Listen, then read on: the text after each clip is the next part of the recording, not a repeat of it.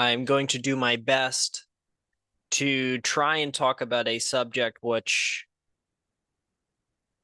the events that are involved happened before I was ever born. And the effects are lasting probably till the end of my life. I'm talking today about, first and foremost, the new Christopher Nolan movie, Oppenheimer. I recently went and watched this movie actually at an AMC theater. There's one that's fairly close to my wife and I. We drove down there a little over a week ago and saw the movie.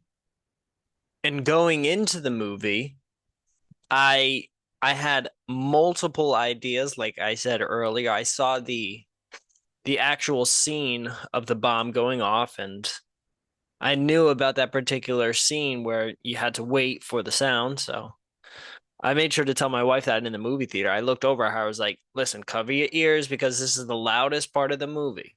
It wasn't as loud as I thought it was going to be, but it was still pretty loud. But I'm glad that I had seen that beforehand, so it wasn't such a surprise.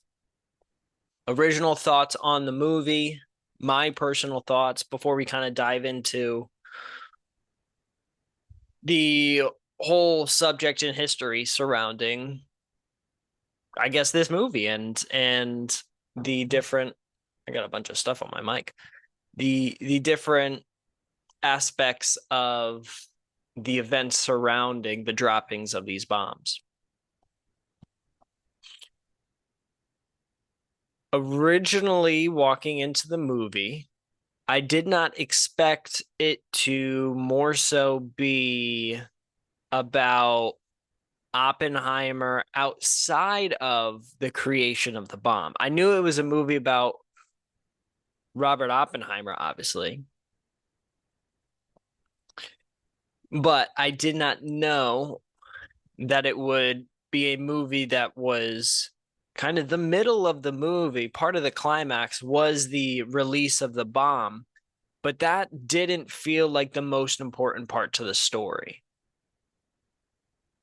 What felt like the most important part of the story was what happened after the dropping of the bomb and the messed up, imperfect life of Robert Oppenheimer. In the beginning, you kind of see this man who you don't really know where he stands. At least I kind of felt as though he was a character who wasn't particularly super well developed, and let me expand on that. I didn't in the earlier parts of the movie, he's kind of in college, and you can see that he's a very smart student. They talk about the story in which he learns Dutch, I think, in 6 weeks. Um, but I felt as though some of that stuff wasn't really playing out as well as when later in the movie, I felt like it didn't really serve a purpose. I would have loved to see him right at the end of his time in college when he meets Werner Heisenberg. And then he comes back to the United States. I didn't really need to see that story about him poisoning the apple. I mean, it was a cool story and it's a true story. Um, but with that being said, he's still, as in Christopher Nolan, still put that in the movie when I don't really think that it added too much to the picture. Maybe add a little bit to what you would think of as the character of Oppenheimer. But in terms of the overall story, I don't know how big of a factor it actually played. Other thoughts were obviously the actual visual effects or lack thereof of CGI. I thought was really, really cool. It was cool to watch a movie and know none of this is computer generated. Seeing the bomb go off, that was actually it was obviously not a real nuclear bomb, but it was a massive bomb that they actually exploded and then took subsequent video of. And I thought that that was really cool to actually include into the movie. That was a nice effect. And now, when it comes to this particular director, Christopher Nolan, he doesn't like to use CGI. So that's part of the reason why he did it. And I thought that they handled that super, super, super cool aspect of the movie. Now, let's move on to kind of speaking about the movie in itself. You'll see here, here's the plot.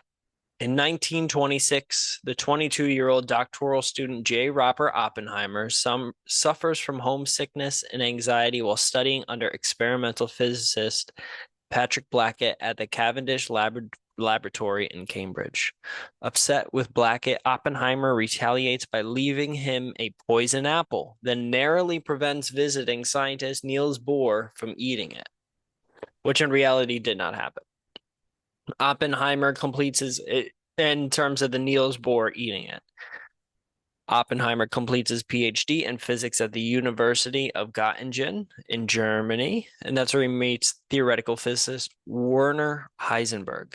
He returns to the United States, hoping to expand quantum physics research there, and begins teaching at the University of California, Berkeley, and the California Institute of Technology.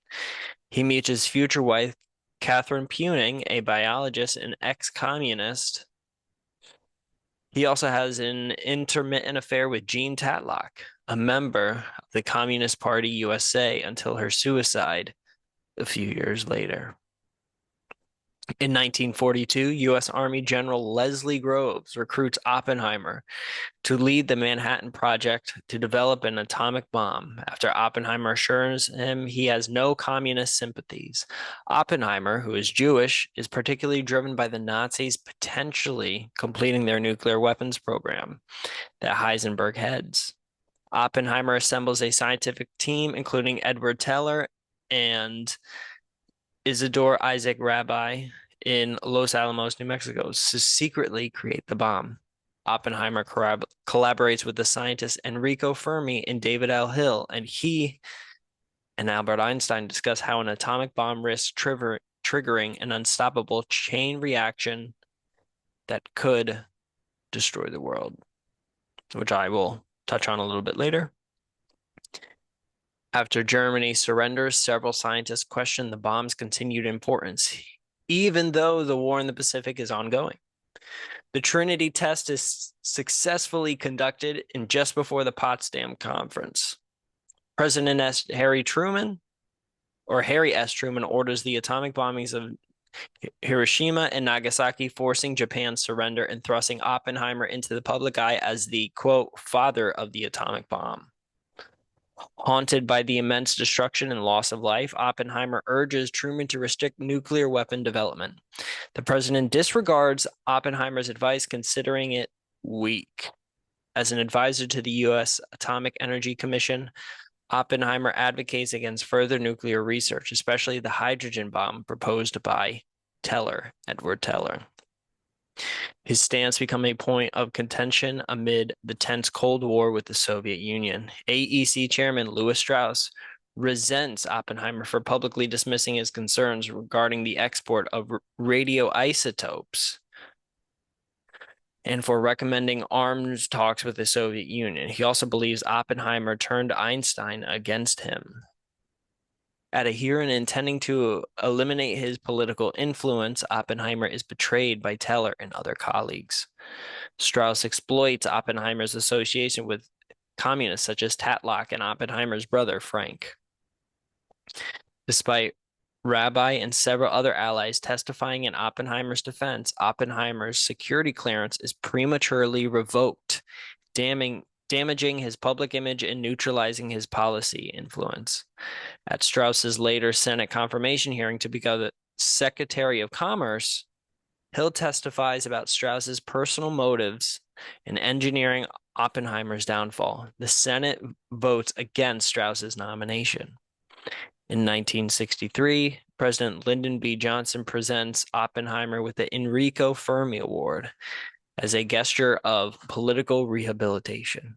Oppenheimer and Einstein's earlier conversation was not about Strauss, but the far-reaching implication of nuclear weapons. Oppenheimer believes he started a chain reaction that will destroy the world.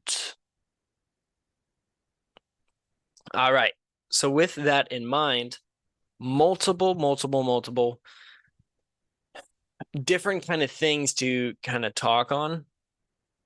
First, I'll talk on the leading up to the creation of the bomb was one of the more interesting parts of the movie because one of the things I don't really understand is the actual process of building the bomb. I know kind of how a pistol or a rifle works, how you fire a round from there, where you have the gunpowder and you have the tip or the bullet that actually flies out, and then you have the shell casing that comes out of the gun.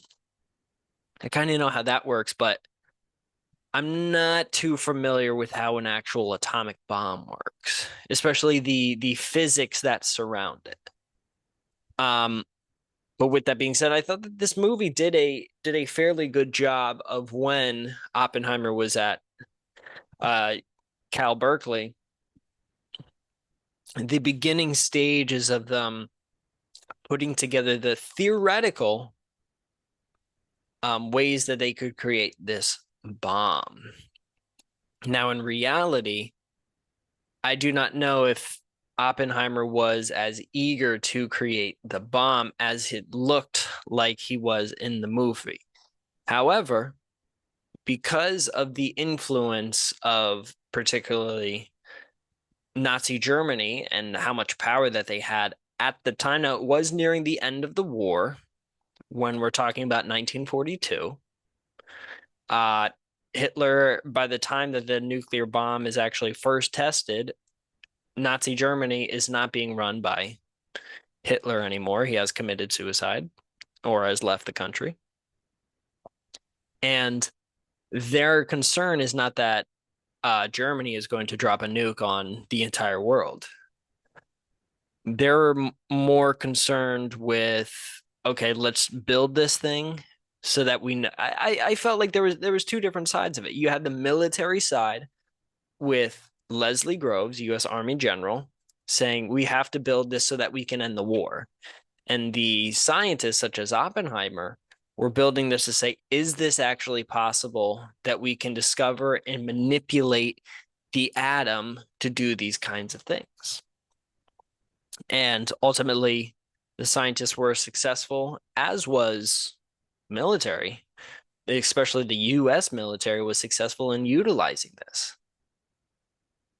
You're able to see throughout the movie kind of where things fall apart for Oppenheimer. They mostly focus on the downfall being Oppenheimer's left wing and progressive ideas, and how at at Cal Berkeley he would have these things for like unions, and he would pass out flyers and stuff like that, and he would hold lectures talking about his political beliefs, and you see another professor coming up to him and saying, "Hey, I don't think that's a good idea." Not because he disagrees with him, which he does, but because he's worried that Oppenheimer will be retaliated against. And ultimately, he was because of said beliefs. Now, the movie does a good job of not really, I wouldn't say kind of explaining his views, but a good way of portraying it, where you see that Oppenheimer in those hearings, in those closed room hearings, he kind of goes back and it shows you kind of he gets himself tied up because he says, actually, no, I'm I'm not a I'm not a socialist, I'm not a communist. And they say, well, your brother is. And he's like, yeah, he is. Well, your wife is. Yeah, she was. Yeah, your girlfriend was. Yeah, she was. So, and you also argue for a lot of these policies. Yes, I do. So that means that you are. Well, no. That was kind of the energy that I kind of heard coming from those particular people. And I thought that those were actually one of the best, those closed door hearings where he's has his former colleagues come in, and some who stab him in the back and say, I they ask, do you think Oppenheimer should be trusted with security clearance, or do you worry that he has ties to the Communist Party? And Teller says, I do not trust him. And the reason for this, as illustrated by the movie, is because every time Teller brought up the hydrogen bomb and saying, I think we could create a hydrogen bomb and it can make even more power than just a regular plutonium, uranium 235. And by doing so, by Oppenheimer shutting his idea down, Teller never got over that fact. He was always mad about that because he wanted to create that. And then later on, he goes and he stabs Oppenheimer in the back. And obviously, this board is going to be on the side of, yeah, screw Oppenheimer. So they bring in Leslie Groves, and he has a great thing played by Matt Damon. I thought he did a fantastic job as Leslie Groves, even though he didn't really look too much like the real guy. It's still Matt Damon. He's super, super talented. And you kind of see they bring him in and they ask, do you think, given the new circumstances and new guidelines for having somebody on the Manhattan Project or on a project, do you think by these current standards that you would have had allowed Oppenheimer to be a part of the Manhattan Project? And he says, you know what, sir? With these new guidelines, I don't think I would have had anybody on the project, which is funny to think about, just the how much things change in the matter of a few years. But overall, I really thought that the movie was interesting. I thought the cinematography was fantastic. The picture, even though we didn't see it in IMAX, it was still amazing. I really, really enjoyed it, and I think it's worth a watch. And I really thought that a lot of these actors give them a lot of credit. Josh Peck was in it. I mean, I'm not gonna act like I know who all of these people are, but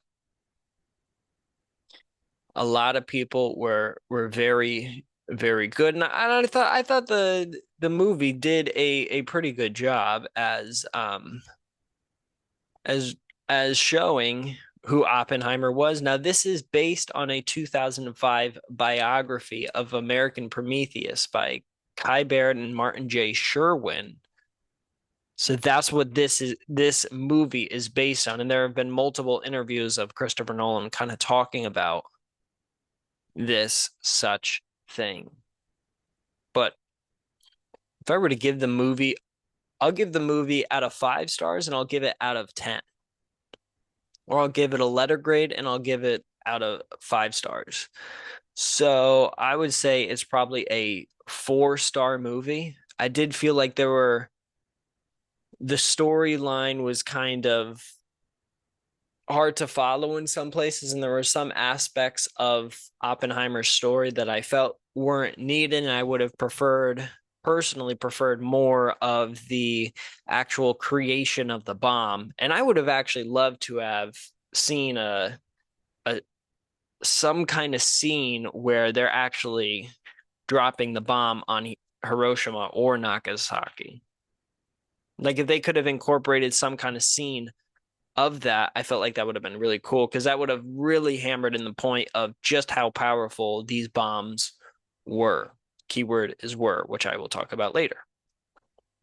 But I thought that overall, 4 out of 5 movie. If I were to give it a letter grade, I would say it's either an A minus or no, I would say just an A minus.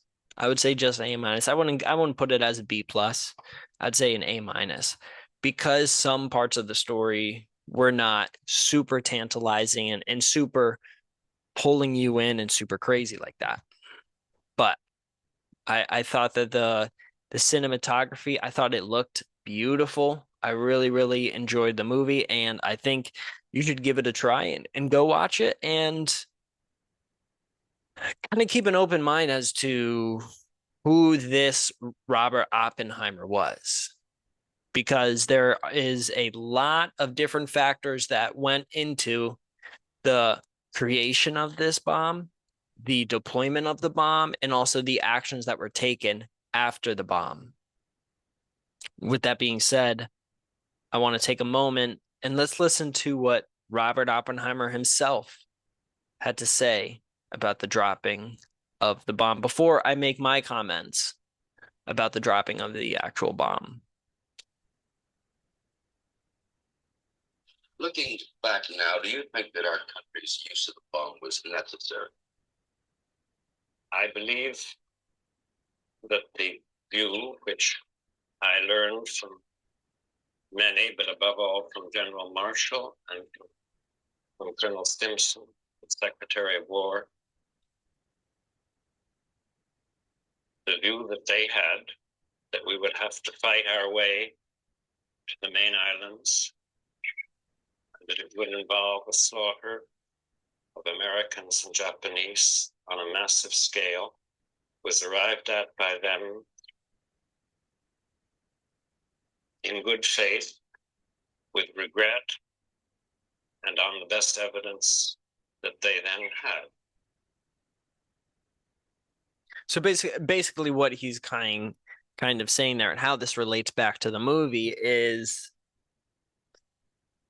the worry was, okay, either we drop these bombs, specifically two, because they felt as though one would not have shown that they were actually serious. If they had two, that means that they have more than one. If they just drop one, it's like, okay, you just have one.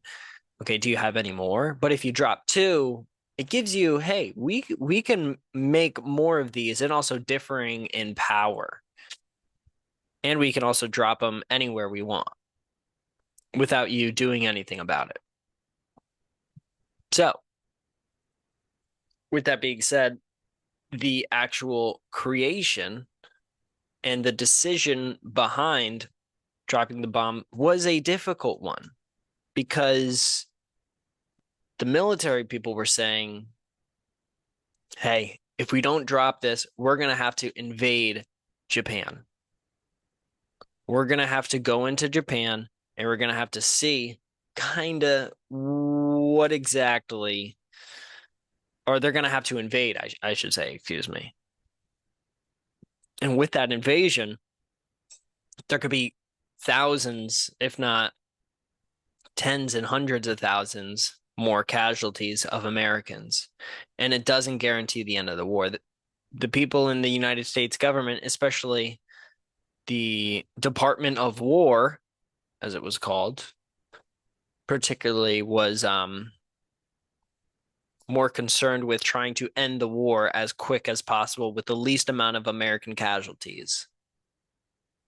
And this is something that I will talk about more, and actually something that I had a discussion with Chat GPT about. And you'll actually be able to kind of get an understanding from both sides of the argument, pros and cons. But I hope that we can listen to Oppenheimer himself give more of his reasoning behind the entire situation that he himself is embroiled in. To that alternative, I think the bomb was an enormous relief. The war had started in 1939. It's seen the death of tens of millions. It's seen brutality and degradation, which had no place in the middle of the 20th century.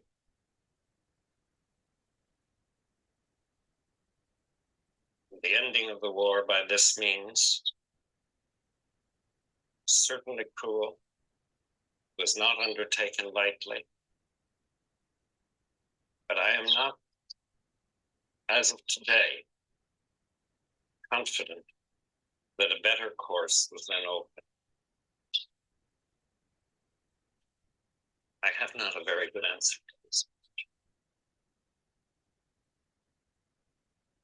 I think one of the things that the movie did really well was kind of show the I wouldn't call it shame, but the kind of ugliness that Oppenheimer felt, like the kind of guilt that he felt after the dropping. Because you could tell the second that the last piece was put in place and that test, that red button was hit,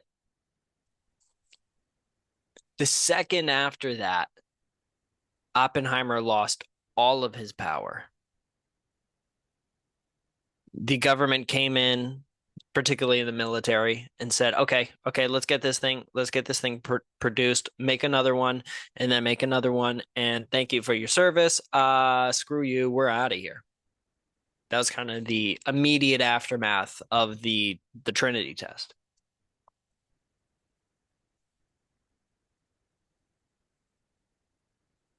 And I think Oppenheimer, for good reason, held a lot of grudges because of that, because he's the one who created it, and he felt as though he should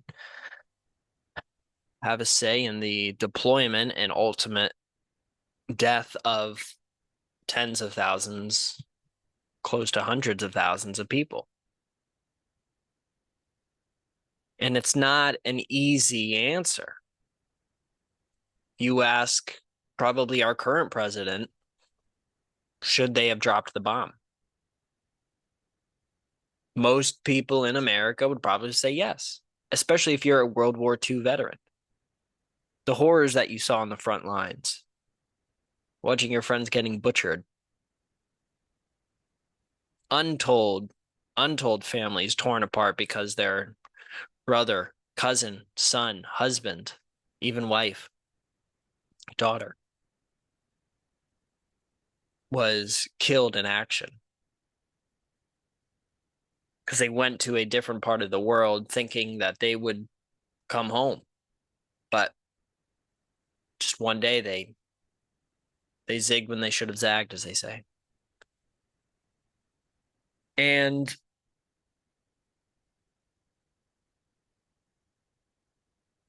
would another invasion had resulted in another person from hell, even a city like Pittsburgh,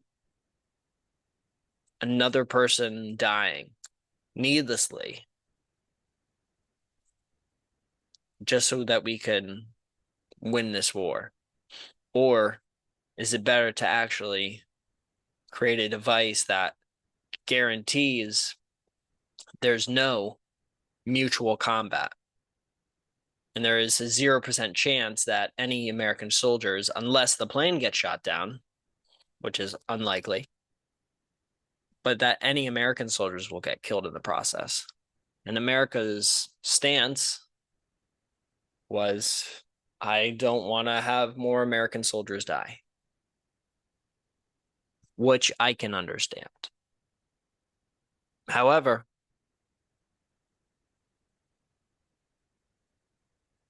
to actually drop the bomb is a different story.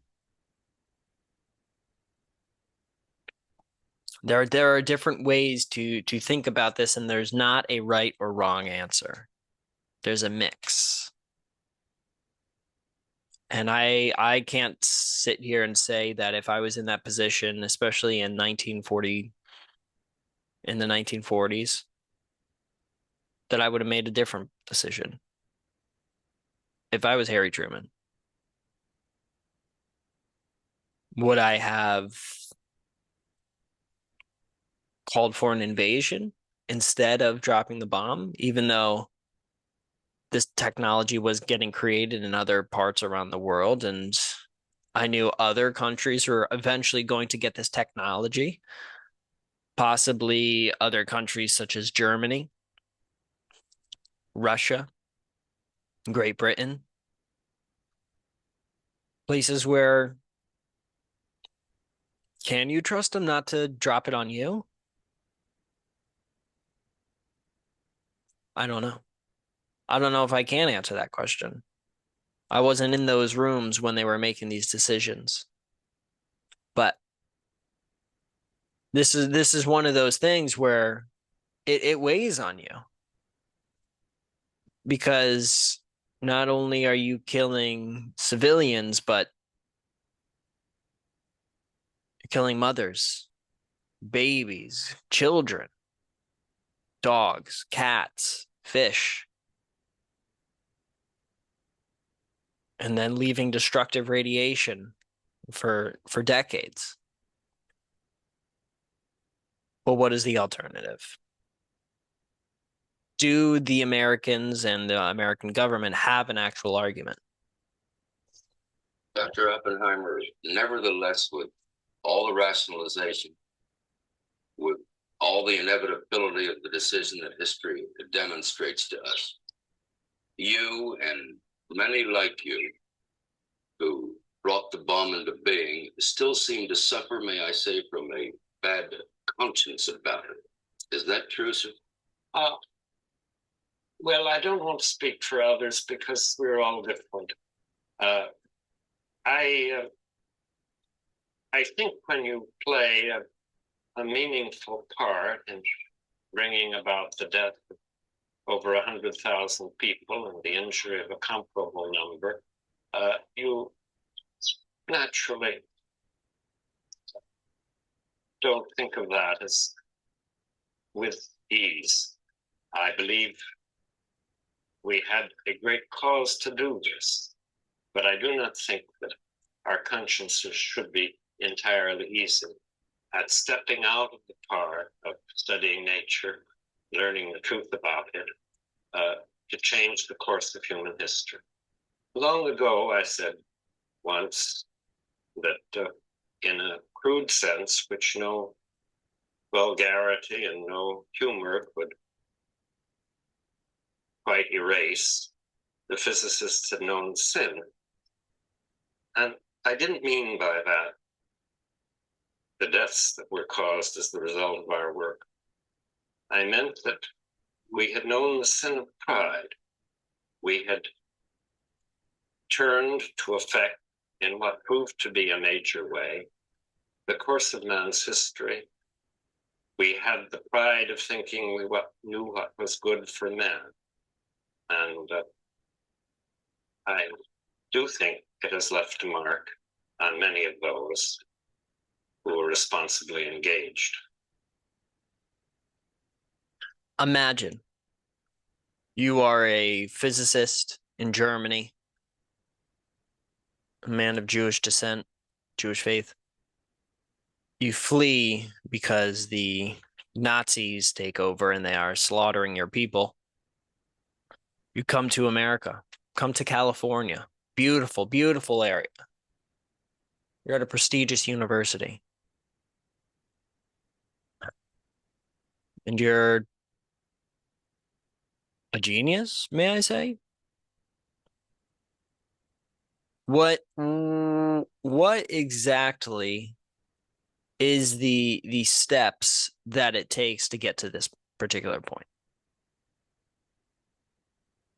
At what point did Robert Oppenheimer actually become, I think you could make the argument, become a mass murderer? I'm not mincing words. He was a mass murderer by default because his creation led to thousands of deaths. And give him credit because he is admitting his conscience is not clear, nor should it be. I don't think this is an overly positive story of triumph and great scientific achievement, and it's all good, and there's no cons. No. The cons in this one are in the tens of thousands. Family trees and generations of people wiped out forever.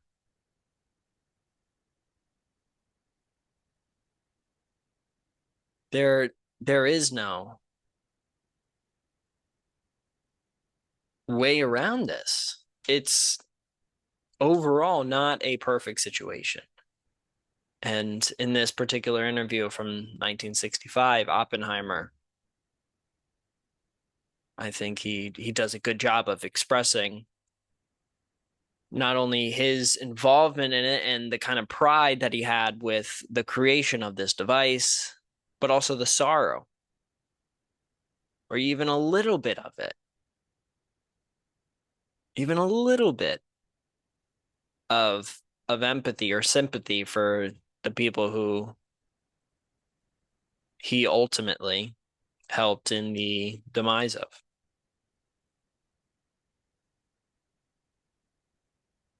This is not the natural business of a scientist. You know, in the first days after Hiroshima, you pointed out that scientists who built the bomb had nurtured the hope, really, that nuclear weapons, as you put it, would lead to new patterns of behavior. Well, why has that hope failed of realization? Well, I think I may have said that then. I think I wrote it recently. I said two things: new patterns of behavior and new institutions. I think that when you remember the manifest causes of conflict between the Soviet Union and the United States, which have bedeviled us for 20 years, and which are by no means in any conventional sense solved, when you remember the ideological ferocity that animated the post-war communists that we see now in the Chinese unmuted form, you think of the anti-communist ferocity with which we met this, the notion that there is a telephone communication between the White House and the Kremlin to make sure that there are no misunderstandings is a damn new pattern of behavior. I think it's something that almost without precedent in wars in conflicts which have such a total character as that between the communists and the free world has tended to have. I think the notion that the United States should be fixing up its power to fight limited engagements on the ground and in the air with old-fashioned weapons that we hope are a little better than they used to be, not as a step in conquering the world, but as a step in giving a chance to think, to pause, to argue, and to persuade before a holocaust. That's a pattern that I believe is not familiar either.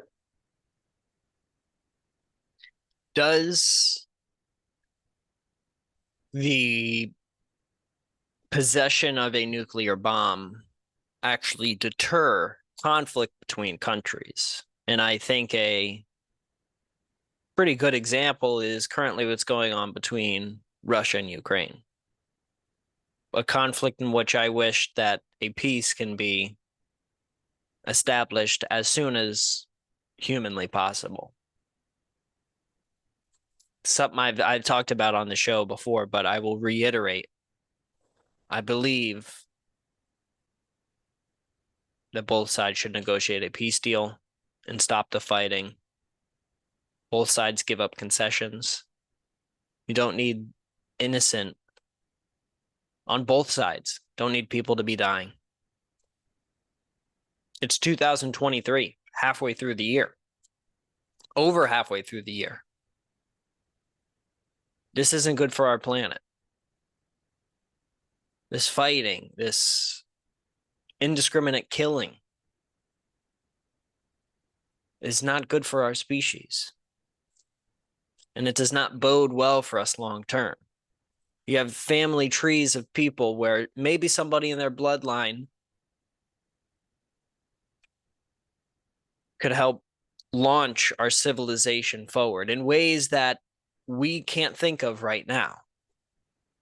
But because their parents or great-grandparents or somebody in their lineage was X'd out, they're not able to live. I hope that it is increasingly becoming, or I should say, we are increasingly becoming more and more aware of the dilemma that surrounds the creation of not only nuclear devices, but the testing and the ultimate use. And as I poised earlier, is there a deterrence for a country to have nuclear weapons? I would say yeah. Because you don't know if they're going to use them. And like I'll talk about later, the nuclear bombs that we have now are thousands of times more powerful than the ones that we have already dropped.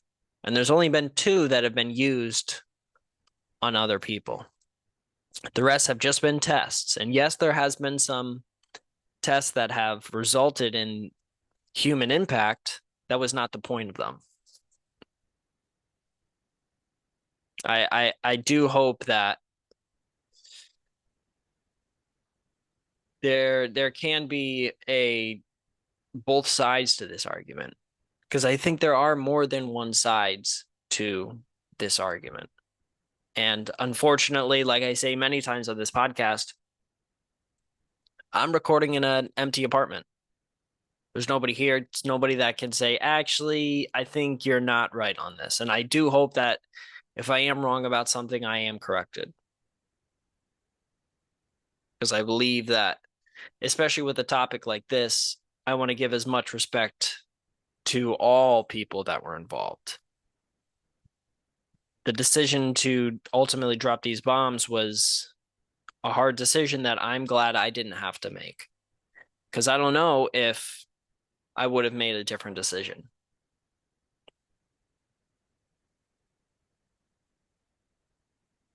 With that being said, I do want to talk about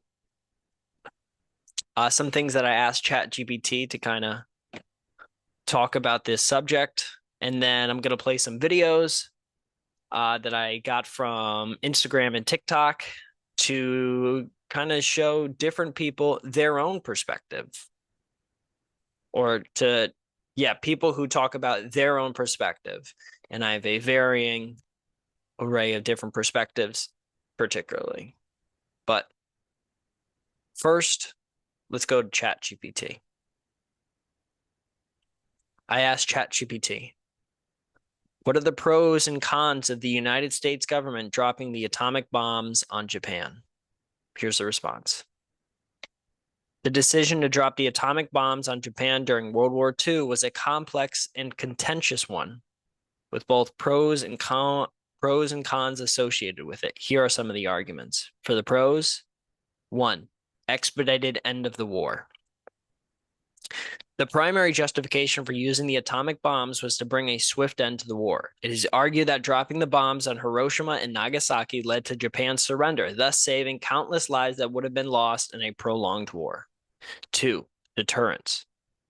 The use of the atomic bombs demonstrated the immense destructive power of nuclear weapons, potentially deterring future conflicts and encouraging nuclear disarmament after the war. 3, strategic considerations. The bombings were seen as a strategic move to avoid a costly and protracted invasion of Japan, known as Operation Downfall, which could have resulted in even more casualties on both sides. 4, protecting American lives. By bringing the war to a swift conclusion, the bombings were perceived as protecting the lives of American soldiers who would have been involved in the invasion of Japan. Cons. 1, Humanitarian concerns. The bombings resulted in massive civilian casualties and widespread destruction, raising significant moral and humanitarian concerns. Many argue that the bombings constituted an inhumane act of indiscriminate violence. 2. Limited military value. Some critics argue that Japan was already on the verge of surrender due to various factors, such as the Soviet Union's entry into the war and the blockade of Japan, making the bombings unnecessary to secure Japan's surrender. Escalation of nuclear arms race. Number 3. The use of atomic bombs set a precedent for the use of nuclear weapons in warfare and triggered an arms race, leading to the proliferation of nuclear weapons among other countries. 4. Long-term health effects. The bombings caused severe radiation exposure to survivors and led to long-term health consequences, including increased risk of cancers and other diseases. In conclusion, the decision to drop the atomic bombs on Japan remains a subject of debate to this day. The bombings undoubtedly had a profound impact on ending the war and shaping the course of history, but they also raised serious ethical, humanitarian, and geopolitical concerns. It is essential to remember this historical event and use it as a reminder to the devastating consequences of warfare and the importance of promoting peace and disarmament. A couple things in here that I do want to talk about that are mentioned not only in the Oppenheimer movie, but also by Oppenheimer himself. Protecting American lives for the pros, expedited end of the war. Right? You drop the bomb. Japan says, oh shit, they mean business, right? While that may be true, if you look at the cons, it appears that Japan was already kind of nearing towards the end, and it wasn't really particularly as if it couldn't have been a wait and see thing. Did they need to drop the bombs at that point? Or strategically, like one of the pros is, it could have been a deterrent to see these are what these bombs can do, and we need to make sure that this doesn't happen again. Well, I mean, maybe that doesn't mean that you do it in the first place, correct? But with that being said, there is no real answer to this. And one of the things that it ultimately did do that I don't think that the United States government was thinking about at the time, although maybe I'm wrong about that, because in the movie, in Oppenheimer, they talk about and they discuss how all these other countries are building the bomb. They're also getting there. They also have the best scientists. And even before the creation, it was kind of an arms race to see who could build the bomb first. And you see the excitement in all their faces when they are informed that Germany made a wrong turn. And so their research is ultimately not going to come to the same conclusion as the Americans, which ultimately allowed for the Americans to create the bomb faster than the Germans. But it is a hard question to answer. And so I asked Chat GPT, what did Harry Truman believe of the bombings? Here's Chat GPT's response. As President Truman, I made the difficult decision to drop the atomic bombs on Japan to expedite the end of the war and save countless American lives. The bombings were necessary to show the world the overwhelming power of nuclear weapons and deter future conflicts. While I understood the humanitarian concerns, I believe that ending the war swiftly and avoiding a costly invasion of Japan was the most responsible course of action. The bombings marked a turning point in history, leading to the eventual disarmament discussions and shaping the world order. As challenging as the decision was, I stand by it, considering the context of the time and paramount goal of securing a lasting peace. My next question was, what did Emperor Showa think of the atomic bombings? Did he have any comments? What arguments did he make against the bombings? Now, Emperor Showa, known as Emperor Hirohito, was the leader of Japan at this time. Here is Chat GPT's response. Emperor Showa, known as Emperor Hirohito, did not publicly express his thoughts or make any comments about the atomic bombings during World War II or immediately after Japan's surrender. As a constitutional monarch, he held a symbolic and ceremonial role in Japanese societies, and his official statements were typically limited to matters of state and national ceremonies. After Japan's surrender in 1945, Emperor Hirohito made a recorded radio broadcast to the nation known as the Jewel Voice Broadcast, announcing Japan's acceptance of the Potsdam Declaration and the end of the war. In this speech, he did not comment on the specific events of the atomic bombings, but expressed a desire for peace and urged his people to endure the unendurable and bear the unbearable. It is worth noting that Emperor Hirohito's role during the World War II and his levels of involvement in Japan's military decisions have been subjects of historical debate. Some argue that he has held significant influence over the government and military decisions, while others maintain that he had limited power and was largely a figurehead. As for arguments against the bombings, Emperor Hirohito's specific views are not on record.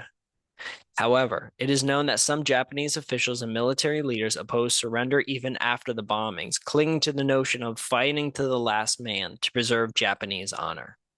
Nevertheless, with the reality of two devastating atomic bombings and the Soviet Union declaration of war against Japan, the country's leadership eventually recognized the need to surrender to prevent further destruction and loss of life. My next question to Chat GPT was, what happened after the bombs? What was the timeline? Because this is the 1940s. This is not 2023 where we have instant communication with the masses. There was no Twitter. There was no large-scale TV broadcast even. There was no Fox News, MSNBC, CBS. There was none of that. So I asked for a rundown that events that happened after the first atomic bomb was dropped. On August 6, 1945, the Enola Gay, a U.S. B-29 bomber, dropped the first atomic bomb named Little Boyd on Hiroshima, Japan. The bomb exploded at approximately 8:15 a.m. local time. In the immediate aftermath, the explosion instantly killed an estimated 70,000 to 80,000 people and caused extensive damage to buildings and infrastructure within a radius of about 1 mile from the hypocenter. On August 8th, 2 days after, the Soviet Union declared war on Japan and launched an invasion of Manchuria and other Japanese-held territories in the region. On August 9th, the United States dropped a second atomic bomb named Fat Man on Nagasaki, Japan. The bomb caused widespread destruction and resulted in an estimated 40,000 immediate deaths. 6 days later, on August 15th, 1945, Emperor Hirohito addressed the nation in a recorded radio broadcast, announcing Japan's acceptance of the Potsdam Declaration, effectively surrendering and bringing an end to World War II. On September 2nd, 1945, so a couple weeks after, the formal surrender ceremony took place aboard the USS Missouri in Tokyo Bay, with General Douglas MacArthur accepting Japan's unconditional surrender on behalf of the Allied powers. 1945 to 1952, the Allied occupation of Japan began, led by the United States, and Emperor Hirohito retained his position as a constitutional monarch under the new Japanese government. Post-war reconstruction. In the aftermath of the bombings, Japan faced significant challenges in rebuilding its city and economy. The country experienced a period of reconstruction and economic growth, transforming itself into a modern industrialized nation. Next, the nuclear arms race. The use of atomic bombs marked the beginning of the nuclear arms race during the Cold War era, with the United States and the Soviet Union escalating their nuclear capabilities. Long-term health effects. The survivors of the atomic bombings, known as Hibakusha experienced long-term health consequences, including increased rates of cancer and other disease due to radiation exposure. All right. And then I also asked it to go from 1952 to 2000, because remember, this is all 1945 to 1952. The Allied occupation of Japan began, led by US. And all that reconstruction after that, the arms race, the Cold War, obviously. All right. 1952. Japan regained its sovereignty as the Allied occupation officially ended with the signing of the San Francisco Peace Treaty. The country began to focus on rebuilding its economy and strengthening its international relationships. In 1954, the Lucky Dragon 5 incident occurred when a Japanese fishing boat was exposed to radioactive fallout from a U.S. hydrogen bomb test in the Marshall Islands. The incident heightened anti-nuclear sentiment in Japan and led to increased opposition to nuclear weapons. In 1955, Japan officially joined the United Nations, marking a significant step in its return to the international community as a peaceful nation. So 10 years after. 1960, the U.S.-Japan Security Treaty was signed, allowing the United States to maintain military bases in Japan. The treaty sparked protests and debate over Japan's sovereignty and security policies. 4 years later, in 1964, Tokyo hosted the Summer Olympics, symbolizing Japan's post-war recovery and emergence as an economic powerhouse. In 1970, Japan and China reestablished diplomatic relations after nearly 3 decades of estrangement, marking a significant step in Japan's efforts to mend ties with its Asian neighbors. 3 years later, in 1973, the first oil crisis hit Japan, exposing its reliance on energy imports and prompting the government to pursue energy conservation and diversification strategies. In the 1980s, Japan experienced a period of rapid economic growth and became one of the world's leading economies, often referred to as the Japanese economic miracle. In 1990, Japan's economic bubble burst, leading to a prolonged period of economic stagnation known as the Lost Decade. The country faced challenges in dealing with deflation and restructuring its economy. In 1955, the Great Hanshin earthquake struck Kobe, which caused significant damage and loss of life. The disaster highlighted the need for improved disaster preparedness and infrastructure resilience. In 1997, Japan's Prime Minister Ryutaro Hashimoto issued an official apology for the country's actions during World War II, expressing remorse and regret for the suffering caused by Japan's militarism. In 1998, Japan launched the Zarya module, its first contribution to the International Space Station, showcasing the country's technological prowess and commitment to international scientific cooperation. In 2000, Japan participated in the Millennium Summit at the United Nations, reaffirming its commitment to global peace, sustaining development, and international cooperation. Interesting stuff. It is kind of to talk about this, because I am not the best person to talk about this subject, but I think it's an important thing to talk about, even though I'm not going to have the best take on it. I'm not going to have the best take on Oppenheimer. I'm not a movie reviewer. I just thought the movie was good. And I also don't have the best analysis of the different forces at play when it comes to World War II and the ultimate dropping of the bombs. But what I am confident in is my ability to kind of understand the impact and just the loss of life that wasn't just lost in these particular bombings, but all of World War II. And I hope that there is no World War III. I hope that the fighting between countries can stop, and I hope that the people in the highest positions of power are able to understand that this is it. This is the only planet that we got. We're not going to another place for a long time. And if we're going to destroy this beautiful planet that has over billions of years allowed for us to exist on it, if we're going to destroy it with hydrogen bombs, then maybe we didn't deserve it in the first place. The next thing I kind of wanted to talk about was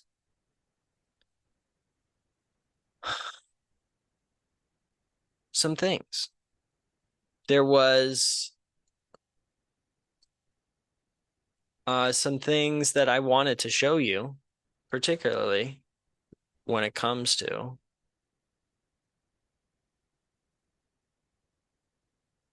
the movie. There's this particular thing that I wanted. All right. I got a whole bunch of clips. We're going to start off with this. This is kind of a review of the movie Oppenheimer and kind of the more scientific backings behind it. So let's take a listen. There's no way to make this full screen, is there? Yes, there is. Yes, there is. All right, here we go. Did you know that the US nearly assassinated Heisenberg, like the uncertainty principle Heisenberg? Here's a brief history of the atomic bomb to get you ready for Oppenheimer. Now, Oppenheimer is often referred to as the man who made the bomb, or like the father of the atomic bomb. And sure, he was director of Los Alamos Lab, he had a huge influence, but he wasn't alone, and he didn't come up with the idea. So to understand this, we have to go back to the origin. Now, let's start in Germany, Berlin, December 1938. Otto Hahn and Fritz Strassmann discovered nuclear fission. They found that if they hit uranium with neutrons, it split, releasing a lot of energy, 1 billion times more energy than any chemical reaction. Not only this, but the splitting released more neutrons, which then could result in a chain reaction. So more and more uranium being split, more and more energy being released. Initially, it was thought that this could be useful for like providing energy or used in medicine or something. But nobody was really paying too much attention because not all isotopes of uranium are fissile. Basically, 99% of the uranium isotopes are uranium-238, which cannot sustain a nuclear chain reaction. The isotope that could is uranium-235, and this isotope was rare. There were only like small amounts available for lab experiments, but nothing that could allow for like a large energy production. But in 1939 in Britain, Otto Frisch and Rudolf Pearl started to think, well, what if you could isolate uranium-235? They realized pretty quickly the implications of this on weapons and were so concerned that they wrote a memo about a potential super bomb, urging the British government to look into nuclear research, because fission had been discovered in Germany. And so as the science news was spreading across the globe and people started to understand what it could mean, many were convinced that, well, Germany must already be working on a new weapon using this idea. So in 1939, the UK set up the Tube Alloys Project, codename, of course. Meanwhile, across the pond, the same fears and concerns were taking hold with a group of prominent scientists, most notably Albert Einstein, who signed a letter to President Roosevelt urging him to begin a research program. Now, Einstein would later say that this was the great mistake of his life. Roosevelt, though, took the letter to heart and budgeted $6,000 for research into how to isolate uranium-235. And while progress was made, it wasn't until 1942 when it was moved to the US Army Corps of Engineer Research and under the direction of Leslie Groves that the project really started to become one of the most ambitious ones in history.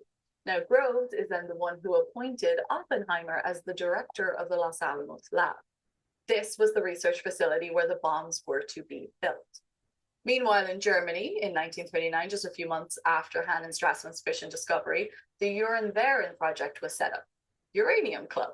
Now, this project had a significant head start on the Manhattan Project and was led by none other than Werner Heisenberg. Heisenberg Principle, winner of the Nobel Prize for the creation of quantum mechanics.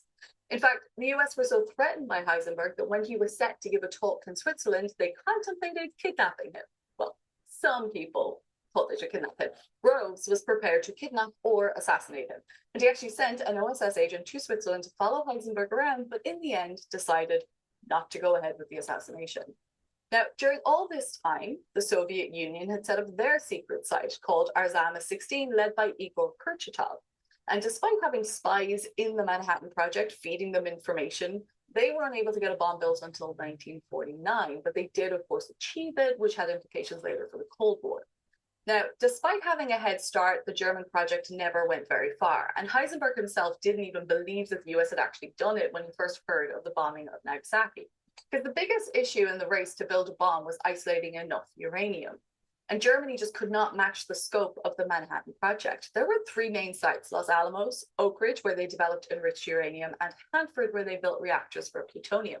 By 1943, the British Tube Alloys Project had been absorbed into the Manhattan Project, and there were significant contributions coming from Canada as well.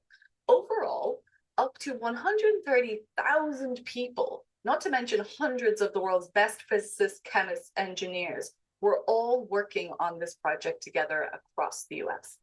Now, construction on the production sites began in 1943, and 27 months later, they had built the world's first atomic bomb. The main driving force was always, what if the enemy builds it first? Now, a great satirical example of game theory driving the world towards self-destruction is Stanley Kubrick's movie Dr. Strangelove. But this isn't satire. It was a time filled with fear, and while most of the scientists involved would later feel that they brought evil into the world, at the time they were doing it, they felt it was a necessary evil.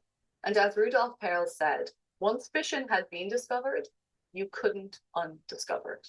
I'm Abby, I'm an atomic physicist, and I'm here to answer all your questions about Oppenheimer. Pop culture scientist. Really good video, and specifically talking about kind of the science, and then also the events leading up to it. I highly suggest you go follow her on all of her accounts, not just TikTok. Go support her, donate to her, give her money on it, do whatever. Be nice, show respect.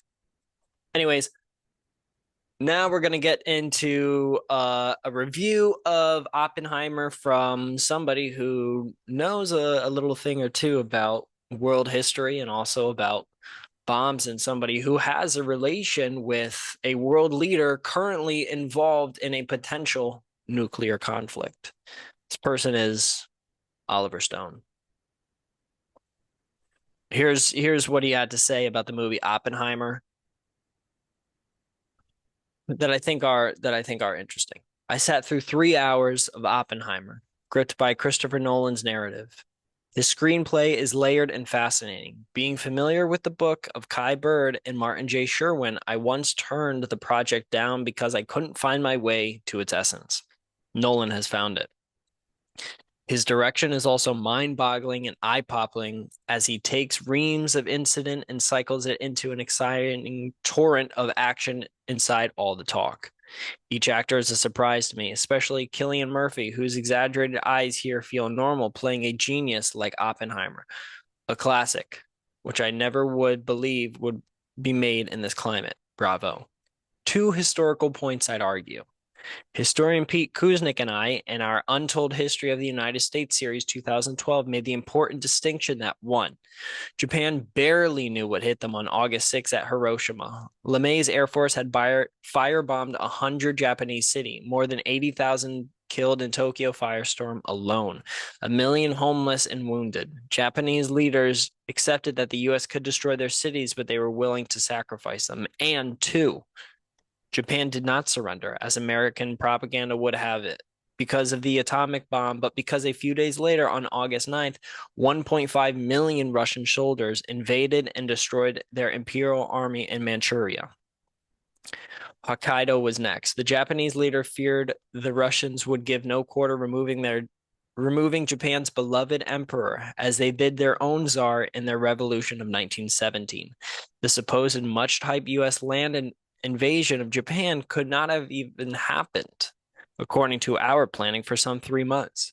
Given these fast-moving events, there was no way the Japanese mainland, already devastated, short of food and on the point of famine, could have held out that long.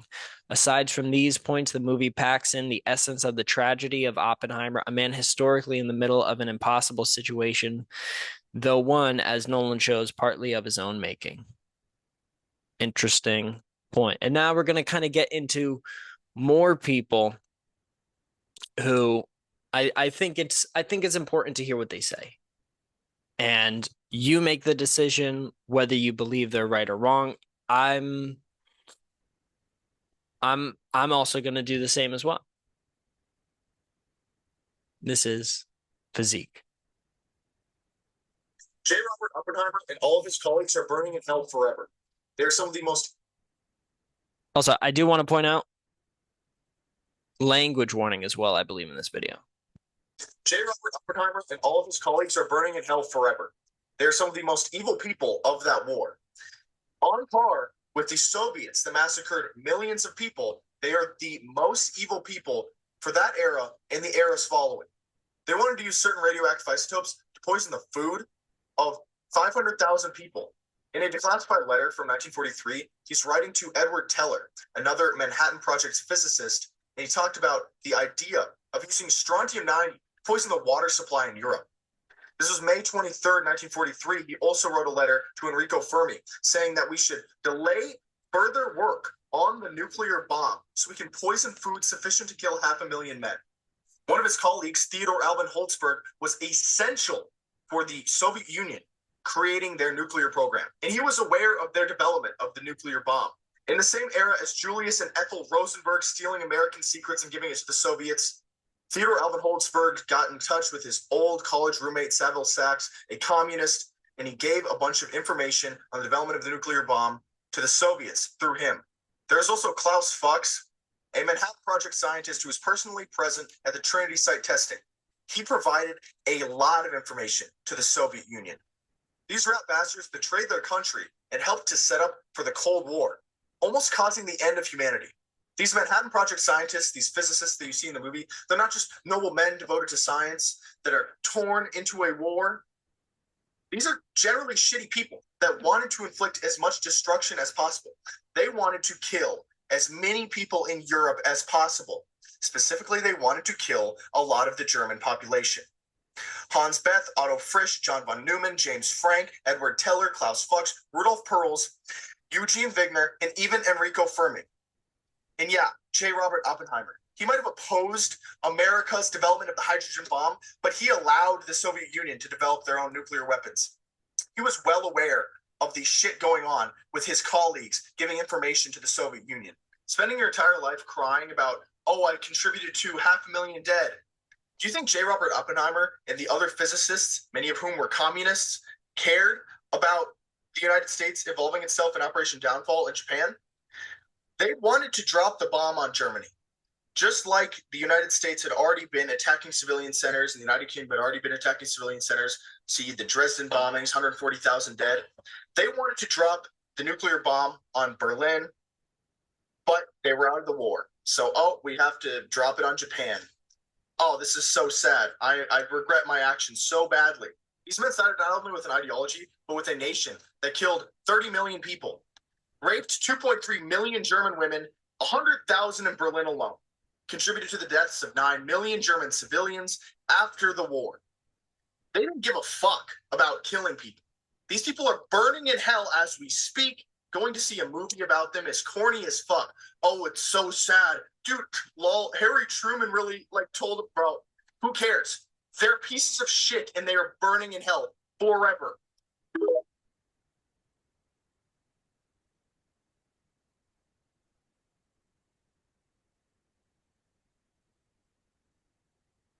What do you think?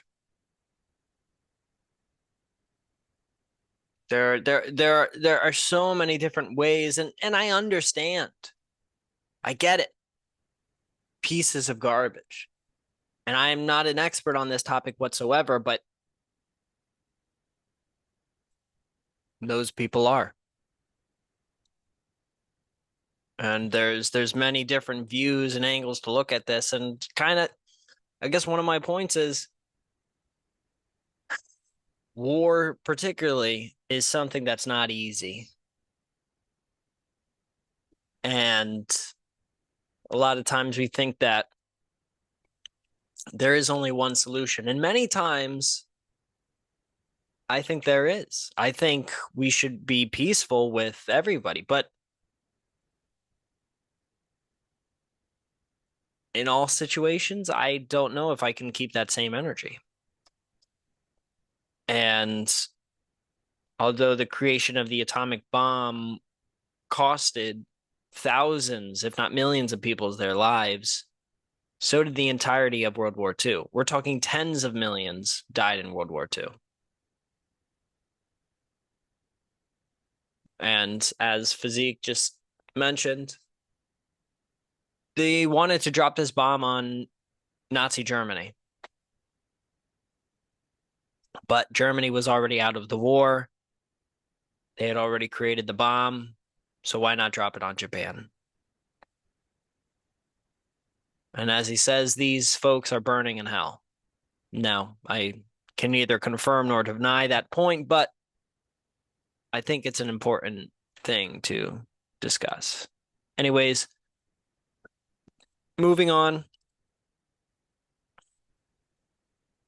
I'm going to talk about kind of atomic bombs. Like the next section is going to be specifically more so about atomic bombs and atomic bomb testing. So to kind of wrap up Oppenheimer, good movie, but I don't know if he's a good man. Robert Oppenheimer had a very long and confusing history. And I felt as though this movie did a good job of expressing some of the real Oppenheimer. You see his relationship problems, his problems as a father, as a husband, as a friend. You see, he's not a perfect man. And back in 1942, 1943, 1944, 1945, there probably weren't that many. Not to say that there are more now today, but when you have World War II going on, and I know people who were around during that time. My own grandmother, rest in peace. Stories about being in the Navy. I'm from Connecticut. I know about the Navy. I know about those shipyards. I know where they would send those people off. I'm not an expert on it, but I've seen where these historical sites have taken place where they would take hundreds, if not thousands of 18, 19, 20-year-olds and ship them off to Japan, ship them off to Asia to never see their family again. And now, as I've mentioned, there are maybe about two sides to this story. Should they have dropped the bomb or should they have not dropped the bomb? And I hope I've provided a good overall image of the harsh realities of war and why I think that one of the most powerful things that you can do is show your love and support for people that you may disagree with. I don't think that it was all bad. I also don't think it was all good. I don't think there was a lot of good. I also don't think there was a lot of bad. I think it's just a lot of murk, a lot of mud. It's a lot of different things happening at once. Chat GPT, Harry Truman, he had his reasons.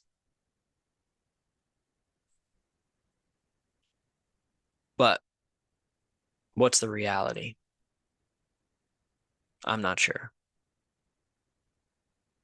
Moving on. Atomic bombs. Let's watch some more videos of these kind of talking about atomic bombs. Also, shout out to all of the previous people who I have put on the show. I really hope that they get all the love and support that they deserve. Now, let's move on to Morbid Atomic Bomb Facts by Morbid Archives.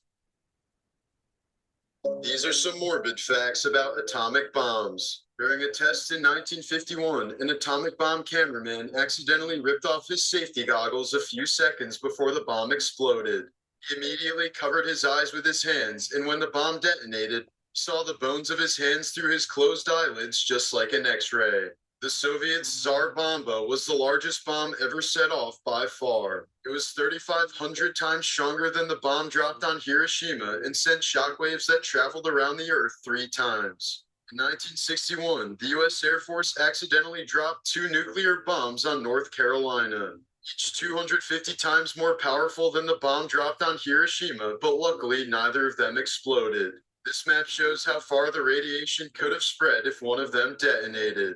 Not to mention in 1958, the Air Force dropped a 7,600-pound H-bomb in Savannah, Georgia that remains unfound to this day.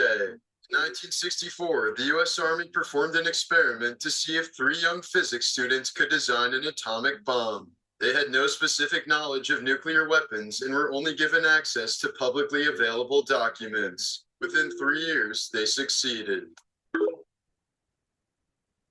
Damn. Talk about a senior project.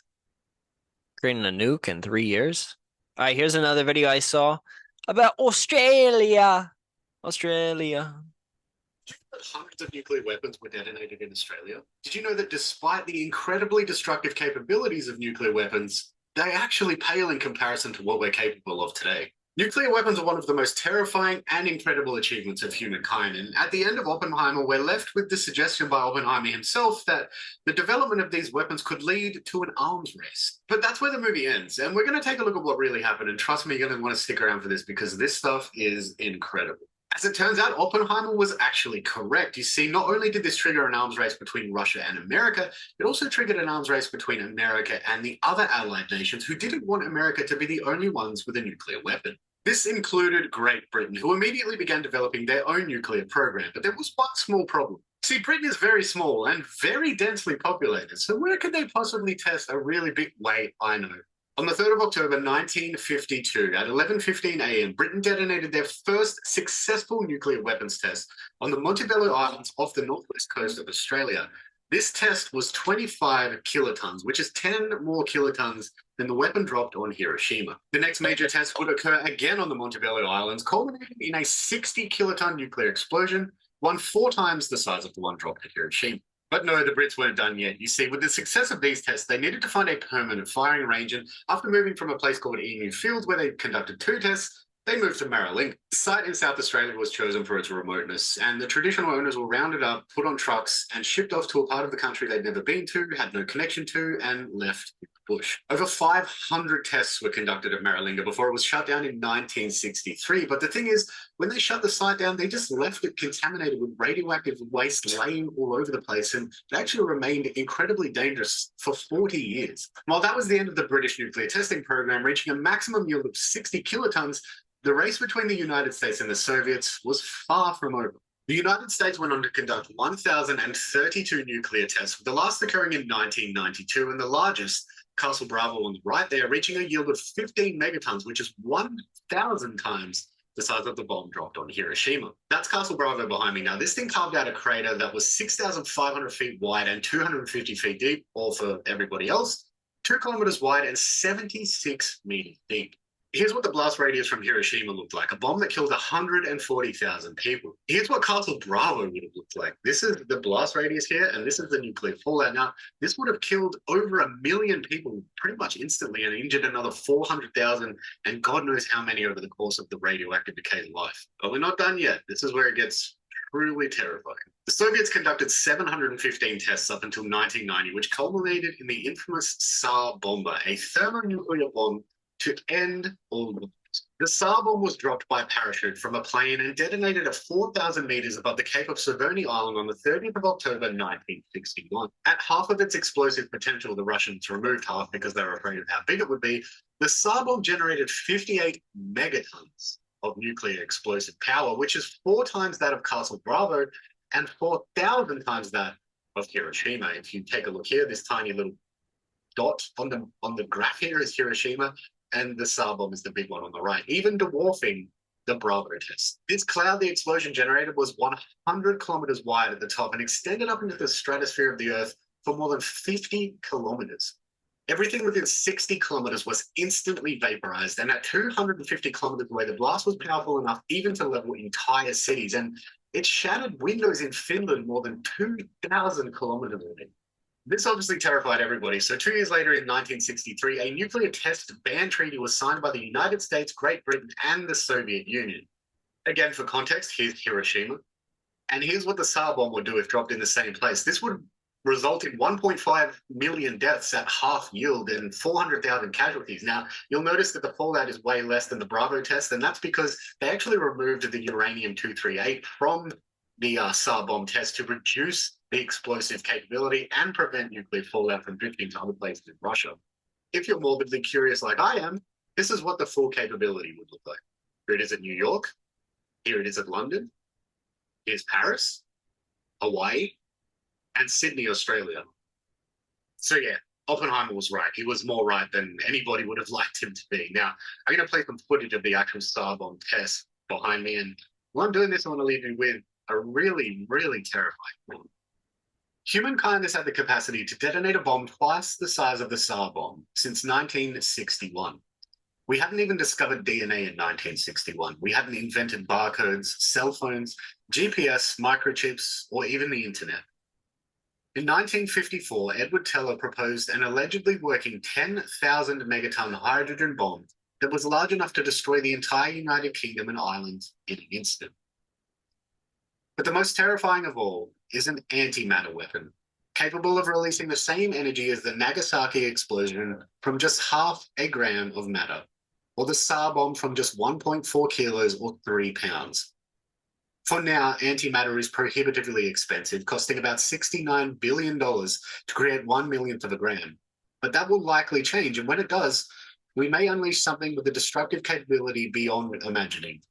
Something that could truly embody Oppenheimer's famous quote, "Now I am become death, destroyer of worlds."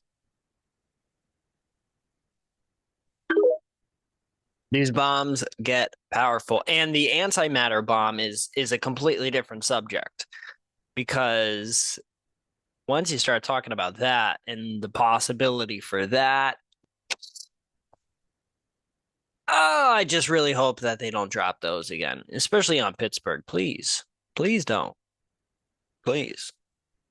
Anyways, more videos on atomic bombs. Here we go. Here's another morbid archives. Morbid facts so you didn't know about the atomic bombing of Hiroshima, Part 2. Albert Einstein encouraged President Roosevelt to develop the atomic bomb because he feared that the Nazis would make one first. But he deeply regretted this after hearing about the devastation of Hiroshima, and knowing that his discoveries led to the creation of the atomic bomb made him quite depressed. Here's a watch found in the Hiroshima rubble that's permanently stopped at 8:15 a.m., the exact time of the bomb's detonation. The details of the Manhattan Project were so secretive that nearly all of the 100,000 plus workers had no idea why they did their jobs. For example, a laundrywoman was given the task of holding up an instrument and listening for a clicking noise. It was a Geiger counter testing the radiation levels of uniforms. While the atomic bombings were devastating, the most destructive bombing raid in world history actually took place a few months earlier. The U.S. Army used incendiary bombs to light a giant flaming X over the center of Tokyo. It left over 100,000 people dead and 1 million more homeless.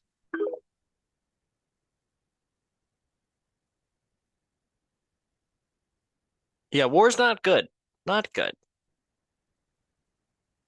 All right, here's let's see. Yep.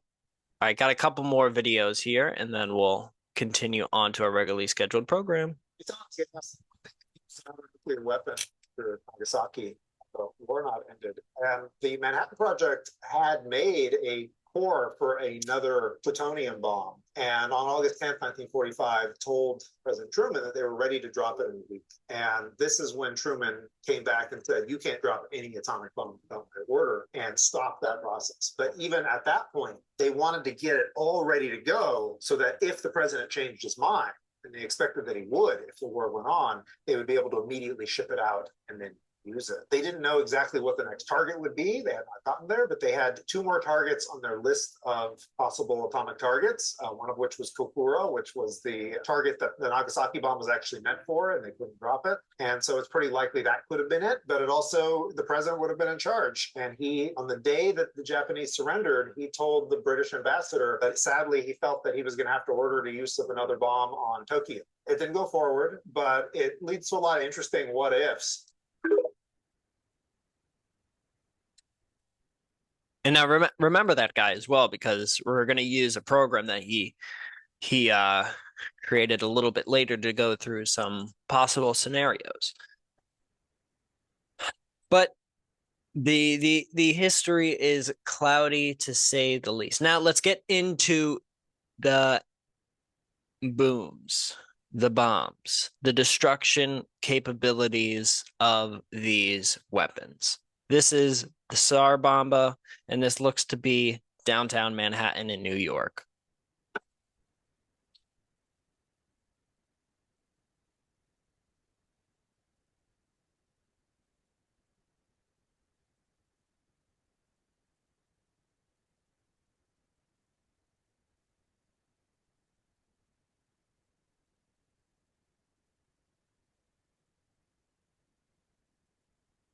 All right, let's rewind that a little bit. Heavy destruction, 16 kilometers. I would assume that means complete and absolute total destruction. Like there's no buildings, there's nothing. That's all of Manhattan, that entire island. And I believe it'll stretch out possibly even until Connecticut. Definitely the radioactive waste would. Just insane levels of power. And I thought this was a really, really informative video, specifically about the Tsar Bomba. And then right after this, we'll jump into the bombs. The bomb was 8 meters long, had a diameter of nearly 2.6 meters, and a weight of more than 27 tons, the weight of 5 elephants. Inside the weapon, a small atomic bomb is shaped like a sphere at the top of the casing. The top of the sphere contains conventional chemical explosives surrounding a sphere of the beryllium mirror casing, inside of which is a small plutonium sphere about 4 to 6 inches diameter. Below this atomic bomb is the hydrogen or fusion bomb. It consists of a cylinder made of uranium. The fuel for the fusion reaction, lithium deuteride, at the core of the cylinder sits a road of plutonium. The aircraft, piloted by Andrei Dernovtsev, took off from the Kola Peninsula. It was joined by an observer plane to measure the impact of the bomb. At approximately 11:32 a.m. Moscow time, Tsar Bomba was dropped over the Mityushika Bay test site on the deserted island of Novaya Zemlya. The bomb was equipped with a special parachute that would slow its fall, allowing the plane to fly a safe distance from blast. Barometric sensors set the bomb to detonate 4 kilometers above the ground. The barometric sensor detects the final altitude. 32 bridge wire detonators release an electric spark to detonate the chemical bomb. The chemical bomb detonation causes compression inside the plutonium and releases bursts of neutrons. 1 atom of plutonium is hit by a neutron, splits into 2, and releases energy, producing 2 or 3 additional neutrons. Each of these goes on to react or split other plutonium atoms, thus maintaining a chain reaction that produces a high level of heat, higher than even that at the center of our sun, 100 million degrees Celsius. The center of the sun is 15 million degrees Celsius. The temperature results in an atomic explosion. The fission explosion creates high-energy gamma rays and X-rays, which heat up the styrofoam and turns it into plasma. The heat and pressure of the plasma compress the fusion cylinder, causing the lithium deuteride to react. This compresses the fusion cylinder, causing the lithium deuteride to react and form helium and more neutrons.